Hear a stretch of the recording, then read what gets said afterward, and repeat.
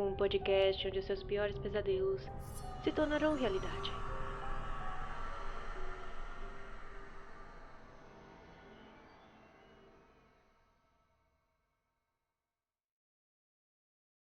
Na noite de 29 de dezembro de 1972, o voo 401 da Eastern Airlines, realizado por um avião Lockheed L-1011, havia partido do Aeroporto Internacional John F. Kennedy, no Queens, em Nova York, e se dirigia para o Aeroporto Internacional de Miami, na Flórida. De acordo com as fontes, o voo 401 tinha 163 passageiros e 13 tripulantes a bordo, totalizando 176 ocupantes. Devido à proximidade com as festas de fim de ano, toda a tripulação se encontrava em clima festivo, voltando para seus lares após passarem o Natal com seus entes queridos ou indo festejar o Ano Novo na cidade de destino. O voo transcorreu com tranquilidade e ninguém poderia imaginar que esta fatídica noite mudaria suas vidas para sempre. Para Lily Infantino, nascida em Cuba, e seu marido americano Ronald, a viagem foi uma oportunidade de passar um tradicional feriado cubano com a família em Miami. Lily e Ron tinham acabado de se casar em 9 de dezembro. E depois de uma breve lua de mel, eles tinham voado para Nova York para passar o Natal com os pais de Ron. Mas depois de falar com a família de Lily e serem convidados para as festividades de Ano Novo, eles decidiram pegar o voo 401 com destino a Miami. Kathy, a irmã de Lily, explicaria mais tarde que Ron e Lily escolheram originalmente outro voo. Porém, acabaram mudando mais tarde para o voo 401. Em algum lugar sobre Wilmington, Lily foi ao banheiro, que se encontrava na parte de trás do avião. Ela havia estado sentada ao lado da divisória central e seu marido Ron estava próximo ao corredor. Quando ela voltou, eles trocaram de lugar. Eu prefiro me sentar aqui de qualquer maneira, disse ela. Naquele momento, parecia uma decisão sem consequências. Quando o membro regular da tripulação, a aeromoça Irene Pratt, chegou ao aeroporto naquele dia, descobriu que havia cedido sua cota de horas de voo para o mês e foi informada que seus serviços não eram necessários naquele momento. Ela então foi substituída por outra aeromoça, chamada Sharon Trenchel. Irene teve a sorte de ser dispensada daquele voo fatal. Embora mais tarde ela tenha falecido em um acidente automobilístico, em 1987, aos 38 anos de idade. Como era o final do mês, a tripulação estaria se separando em breve. Esta será nossa última viagem juntos, disse Mercedes Ruiz, uma das aeromoças às suas colegas. Ela tinha levado uma câmera para preservar as lembranças dos bons momentos com a tripulação. Sharon, a aeromoça substituta, não se sentia parte da equipe, e assim se ofereceu para tirar a foto do grupo. Para as fotografias, a equipe de comissárias de bordo havia se reunido na cauda do avião. Em uma das fotos mais conhecidas, Patricia Georgia estava no topo de um dos armários de casacos, e suas colegas estavam em fila logo abaixo. As fotografias foram tiradas a bordo no dia do acidente. A câmera de Mercy resistiu ao acidente, e essas fotos foram por fim reveladas. Infelizmente, para Patricia Gisels e Stephanie Stennett, essa seria a última vez que elas seriam fotografadas vivas. Curiosamente, em uma dessas fotos, ambas pareciam ter sido marcadas pelo destino, como se de um legítimo filme de terror se tratasse. Entre os passageiros, o próprio tamanho da aeronave impunha o anonimato. No voo 401, um fator inesperado fez com que o avião parecesse ainda maior do que era. Especialmente durante as férias, os voos noturnos para Miami geralmente ficavam lotados. E com este voo não foi diferente. Evidentemente, algumas pessoas fizeram planos de última hora.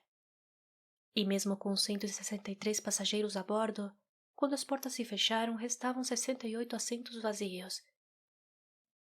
E assim, eles se acomodaram em seus lugares. Alguns sozinhos, outros em pares, inclusive famílias inteiras. Um dos passageiros era uma elegante mulher de cabelos grisalhos, chamada Evelyn de Salazar. Ela administrava uma galeria de arte em Manhattan. E em uma pequena caixa colocada sob seu assento estava sua fiel companheira, uma poodle branca chamada Tina. Um jovem chamado Mark Lishay, de 21 anos, estudante da Universidade de Miami, voltava às aulas depois das férias. Ethel Jackson, de 64 anos, era uma empregada doméstica de Liberty City e levava seu impecável uniforme branco na bagagem de mão. Rose Cashman, de 57 anos, residente de Nova York, vestia um elegante casaco. Todos estariam mortos em algumas horas. Na fila 16, Gustavo e Saimara, casado, voltavam para Miami para apresentar aos parentes um membro recém-chegado da família, a pequena Cristina, de 2 meses, que dormia tranquilamente nos braços da mãe. O voo era comandado pelo capitão Robert Albin Loft, conhecido como Bob, de 55 anos de idade, um piloto veterano da Eastern Airlines. O capitão Loft estava na companhia aérea há 32 anos e tinha acumulado um total de 29.700 horas de voo ao longo de sua carreira. Sua tripulação incluía o primeiro oficial Albert John Stockstill, de 39 anos, que tinha 5.800 horas de experiência de voo, e o engenheiro de voo Donald Louis Ripple, conhecido como Don, de 51 anos, que tinha 15.000 horas de experiência. O voo 401 partiu do aeroporto JFK em Nova York na sexta-feira 29 de dezembro de 1972, às 21h20, com 163 passageiros e 13 membros da tripulação a bordo. O voo havia sido rotineiro até as 23h32, quando o avião iniciou sua aproximação ao Aeroporto Internacional de Miami. Uma voz na cabine anunciava: "Bem-vindos à ensolarada Miami. A temperatura está abaixo de 20 graus Celsius e está lindo lá fora esta noite." No entanto, no interior da cabine, a tranquilidade seria prontamente perturbada. Após baixar o trem de pouso, o primeiro oficial Stockstill notou que o indicador, uma luz verde que acenderia se o trem de pouso estava devidamente travado na posição para baixo, não tinha se iluminado. O trem de pouso poderia ter sido baixado manualmente. No entanto, quando os pilotos o baixaram, eles não conseguiram obter a luz de confirmação. Loft, que estava trabalhando no rádio durante esta etapa do voo, disse à torre que interromperia a aproximação ao aeroporto e pediu para entrar em um padrão de espera. O controlador de aproximação liberou o voo para subir até 2.000 pés, 610 metros, e depois ir para o oeste sob os Everglades. Nervosos com a situação, a tripulação da cabine de comando retirou a montagem da luz. E Don Ripple foi despachado para o compartimento sob a cabine, para verificar através de uma pequena escotilha se o trem de pouso estava de fato abaixado. 50 segundos após terem atingido sua altitude designada, o capitão Loft instruiu o primeiro oficial a colocar o avião em piloto automático. Durante os 80 segundos seguintes, o avião manteve o voo nivelado. Em seguida, caiu 100 pés, 30 metros, e novamente voou nivelado por mais 2 minutos, após os quais iniciou uma descida tão gradual que não pôde ser percebida pela tripulação. Nos 70 segundos seguintes, o avião perdeu apenas 250 pés, 76 metros, mas isto foi suficiente para acionar o alarme de altitude, localizado sob a estação de trabalho do engenheiro. No entanto, o engenheiro Don Ripple havia descido, e nenhuma indicação foi ouvida das vozes gravadas dos pilotos que revelasse se eles tinham ouvido o alarme. Em mais 50 segundos, o avião estava na metade da altitude atribuída. Quando Stockstill começou outra volta, a 180 graus, ele notou a discrepância. A conversa seguinte foi recuperada mais tarde do gravador de voz do voo. Fizemos algo com a altitude? O quê? Ainda estamos a 2.000 pés, certo? O capitão olhou para seu altímetro, olhou também para fora e notou um estranho brilho nos visores frontais. Eram as luzes de aproximação do avião que começavam a ser refletidas nas escuras águas dos Everglades. Eram as 23h42. A voz tensa de Bob Loft ficou registrada no gravador da cabine. Ei, o que está acontecendo aqui? Menos de 10 segundos depois, o avião caiu em um pântano em Miami, no chamados Everglades, bem perto do aeroporto.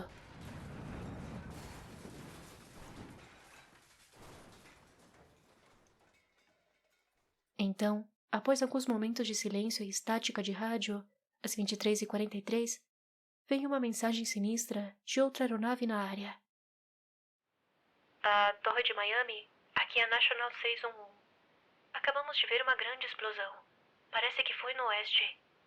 Não sei o que significa, mas achei que vocês deveriam saber. O local da queda se encontrava entre o oeste e noroeste de Miami, a 30 quilômetros do final da pista. O avião estava viajando a 365 km por hora quando bateu no chão. O terreno era um pântano plano, no qual a grama crescia de 3 a 10 pés de altura e tinha de 6 a 12 polegadas de água. Com a aeronave em meia volta, a ponta da asa esquerda atingiu primeiro o solo, depois o motor esquerdo e o trem de pouso esquerdo. Quando a parte principal da fuselagem atingiu o solo, ela começou a se mover através da vegetação e da água, quebrando-se à medida que ia avançando. A desintegração foi imediata. A fuselagem se partiu em 3 grandes partes, separando-se das asas, motores e da cauda. Muitas partes afundaram e desapareceram de vista. Outros grandes pedaços da carcaça permaneceram sobre as águas. Gigantescas lápides que indicavam o local onde 101 pessoas perderam a vida e onde, milagrosamente, 75 passageiros e tripulantes sobreviveram ao impacto, apesar de alguns estarem gravemente feridos. Os sobreviventes contaram mais tarde como foi o momento da queda. Eles começaram a sentir uma vibração e um primeiro impacto suave, seguido por um violento solavanco. Uma bola de fogo percorreu a cabine, da frente para trás, tocando o teto e se estendendo até o topo dos assentos. O avião estava derrapando. Um dos sobreviventes descreveu que sentiu uma rajada de ar frio e uma onda úmida de combustível. Ele sabia que o avião estava se quebrando. Um passageiro que estava sentado na frente sentiu o nariz do avião girar violentamente para a direita e dar uma guinada para a esquerda. Mas foi segurado pelo cinto de segurança. Então as luzes se apagaram e ele ficou na escuridão. Após o impacto, ele estava molhado, com as roupas rasgadas e sentindo o forte cheiro de combustível. Os sobreviventes foram tomados pelo medo do fogo. Gustavo Casado estava sentado no assento da 16C, com sua esposa ao lado dele no 16D, e sua filha de 2 meses, chamada Christie, estava no colo de sua esposa. Com o impacto, os pais perderam a bebê, que foi arremessada de seus braços. Atordoados, os pais a procuraram por mais de 20 longos minutos no escuro. E a mais de 40 pés de distância do acidente, a mãe ouviu o choro da criança, que se encontrava no meio de um emaranhado de fios e arbustos. Lily Infantino, a esposa recém-cassada de Ronald, se afogou. Ele sobreviveu. Evelyn de Salazar pousou a 50 pés da cabine. Seu assento ainda estava intacto. Ela morreu em decorrência de múltiplos ferimentos. Sua poodle, que estava debaixo do seu assento, sobreviveu. Jonathan Kemner, uma criança de 2 anos de idade, vestida com uma roupa vermelha e azul, foi atirada a 300 metros ao norte da cabine. Ele estava quase sem marcas, exceto por 2 pequenas lacerações em seu rosto. Porém, ele faleceu, assim como sua mãe e governanta, Michael Ann Kemner. Carmen George faleceu no impacto, mas sua filha de 18 meses, Christina, sobreviveu. À medida que os destroços do avião se separavam, eles levavam consigo um rastro de destruição. E o mesmo padrão aleatório de sobrevivência e morte se repetia incessantemente. Horas depois, equipes de resgate chegaram ao que restou da cabine de comando, em busca dos tripulantes. Stockstill faleceu no impacto inicial. Bob Loft ficou com graves ferimentos na cabeça, várias costelas e coluna fraturadas. Os membros da equipe de resgate tentavam consolá-lo, mas devido a uma grande hemorragia, ele faleceu no local. O resgate logo se centrou em Don Ripple, que ainda estava dentro do compartimento sob a cabine, na hora do impacto. Finalmente, ele foi retirado dos destroços pelos paramédicos e levado ao hospital. O engenheiro resistiu apenas alguns dias após a tragédia. A causa do acidente se deveu a uma distração da tripulação a respeito de uma luz que não acendeu, para confirmar que o trem de pouso estava baixado e travado. Mais tarde, descobriu-se que a lâmpada havia queimado. Ao tentar confirmar se o trem de pouso estava baixado, a tripulação não percebeu que o piloto automático havia sido acidentalmente desligado. E o avião estava perdendo altitude gradualmente, até colidir nos Everglades. O relatório final do Conselho Nacional de Segurança nos Transportes citou a causa do acidente como um erro do piloto. A tripulação falhou em monitorar os instrumentos durante os últimos 4 minutos de voo e em detectar uma descida inesperada com antecedência suficiente para evitar o impacto com o solo. Na época, a tragédia foi o segundo acidente de avião mais mortal da história dos Estados Unidos, embora hoje esteja em 16º lugar. Durante os anos seguintes, começaram a circular histórias de que funcionários da Eastern Airlines e numerosos passageiros haviam relatado avistamentos dos membros mortos da tripulação. O capitão Robert Loft e o segundo oficial, o engenheiro de voo, Donald Ripple. Essas histórias afirmavam que partes da aeronave foram salvas após a investigação do acidente, sendo reaproveitadas em outros aviões do mesmo modelo. As assombrações relatadas eram vistas apenas nos aviões que usavam essas peças. Os boatos sobre avistamentos dos espíritos de Don Ripple e Bob Loft se espalharam pela Eastern Airlines, na medida em que a gerência alertava os funcionários que eles poderiam ser demitidos se fossem pegos espalhando histórias de fantasmas. Em uma ocasião, o vice-presidente da Eastern Airlines embarcou em um voo que partia de Nova York e disse ter conversado com o piloto, que ele assumiu ser o responsável pelo setor. Mais tarde, ele reconheceu que o piloto com quem ele havia falado era, de fato, Bob Loft. E essa não foi a primeira vez que o piloto falecido havia sido visto após sua morte. Em outra ocasião, foi pedido um capitão que verificasse um passageiro da primeira classe, que estava com um uniforme de piloto. O comissário de bordo disse que ele estava atordoado e sem reação quando falava com ele, e que não se encontrava na lista de passageiros. O capitão o reconheceu como sendo o falecido capitão Bob. O engenheiro de voo Don Ripple também apareceu a bordo de vários outros voos, de uma maneira mais estranha e sobrenatural. Posteriormente, uma comissária de bordo, no voo de Nova York para Miami, a mesma rota do acidente de 1972, estava abrindo um armário aéreo, quando encontrou o rosto de Bob olhando para ela. Em outro voo, uma comissária de bordo teria visto o rosto de Dom na porta do forno. E ele teria dito: "Cuidado com o fogo neste avião."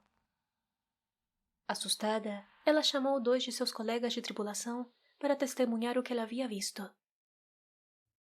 Em outro dia, uma tripulação estava na cabine de um avião quando foi dito que tinham visto o Dom sentado com eles. Ele os avisou sobre um circuito elétrico defeituoso que foi então encontrado e substituído. Houve também relatos de Bob ter sido visto fazendo suas verificações preliminares numa aeronave e dizendo ao pessoal que já as tinha completado. O piloto havia ficado apreensivo com a aparição e cancelou o voo. Enquanto estava na cabine, um dia, preparando-se para o voo, outro piloto ouviu batidas no chão abaixo dele. Ele então abriu a porta do alçapão e teve uma visão de Dom olhando para ele. E logo desapareceu de repente. O piloto quis investigar mais a fundo e encontrou um problema que poderia ter causado um acidente grave. Muitos acreditavam que o fantasma do engenheiro de voo Don Ripple se sentia responsável pelo acidente do 401 e tentava se redimir ajudando outras tripulações da companhia aérea. E as peças do avião que haviam sido reaproveitadas seriam o canal que teria atraído essas almas. As tripulações da Eastern Airlines haviam sido previamente encorajadas a relatar todos os incidentes relacionados aos voos nos livros de registros da aeronave, e muitos avistamentos foram registrados. Porém, os diários de bordo começaram a desaparecer misteriosamente. Enquanto a Eastern Airlines negava publicamente que seus aviões fossem assombrados, eles removeram todas as peças recuperadas do acidente e reaproveitadas em sua frota. E assim, gradualmente, o relato de avistamentos de fantasmas parou. Uma placa original do voo 401 permanece nos arquivos da History Miami, no sul da Flórida. Pedaços dos destroços do voo 401 também podem ser encontrados no Museu Oculto de Ed e Lorraine Warren, em Monroe, Connecticut. A história do acidente e suas consequências foram documentadas no livro O Fantasma do Voo 401, de John Fuller, de 1976. No livro, Fuller relata histórias de eventos paranormais a bordo de outras aeronaves, e os boatos de que estes foram causados por equipamentos recuperados dos destroços do voo 401. Um filme, também intitulado O Fantasma do Voo 401, foi transmitido pela NBC durante fevereiro de 1978. Baseado no livro de Fuller, ele enfatizava os avistamentos de fantasmas. O filme está disponível no YouTube com subtítulos em português. E recentemente, devido aos 50 anos da tragédia, foi lançado um episódio especial chamado As Almas Perdidas do Voo 401 no Discovery Plus. Apesar das histórias de fantasmas se centrarem apenas em 2 personagens dessa tragédia, não devemos esquecer das 101 almas que tiveram suas vidas brutalmente interrompidas, sem sequer saber o que estava acontecendo dentro da cabine do piloto. E para os sobreviventes e os entes queridos das vítimas fatais, o acidente deixou profundas cicatrizes físicas e mentais. O que era uma viagem rotineira entre as festas de fim de ano se tornou um enorme pesadelo. Uma noite terrível que, para dezenas de famílias, durou 50 longos anos.